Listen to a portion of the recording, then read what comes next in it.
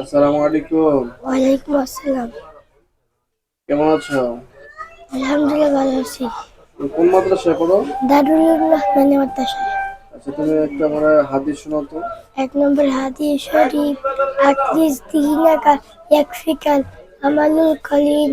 হাদিস শরীফের অর্থ, তোমার ঈমানকে খাঁটি করো, অল্প আমলই নাজাতের জন্য যথেষ্ট হইবে।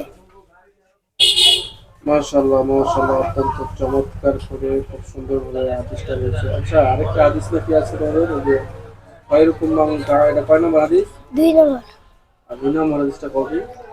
2 নম্বর হাদিস শরীফ, খায়রুকুম মান তাআল্লামাল কুরআনা ওয়া আল্লামা। হাদিস শরীফের অর্থ, তোমাদের মধ্যে সর্বোত্তম ওই ব্যক্তি যিনি কোরআনের শিক্ষা করেন এবং অপরকে শিক্ষা দেন। মাশাআল্লাহ, খুব সুন্দর হয়েছে। 3 নম্বর হাদিস কি মনে আছে?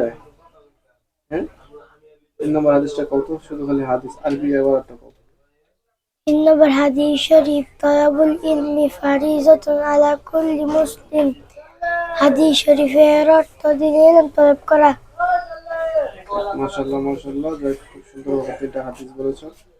এরকম ভাবে যদি আমরা প্রত্যেকটা বাপ মায়ের চেষ্টা করি তার সন্তানকে, তাহলে আশা করা যায় যে ইসলামের সঠিক জ্ঞান শেখানো যাবে ইনশাআল্লাহ। তো সকলেই চেষ্টা করবেন, প্রত্যেকে প্রত্যেক নিজ দায়িত্বে থেকেই নিজেদের সন্তানকে চেষ্টার মাধ্যমে সামনের দিকে অগ্রসর হওয়া ইনশাআল্লাহ। আসসালামু আলাইকুম রহমতুল্লাহ।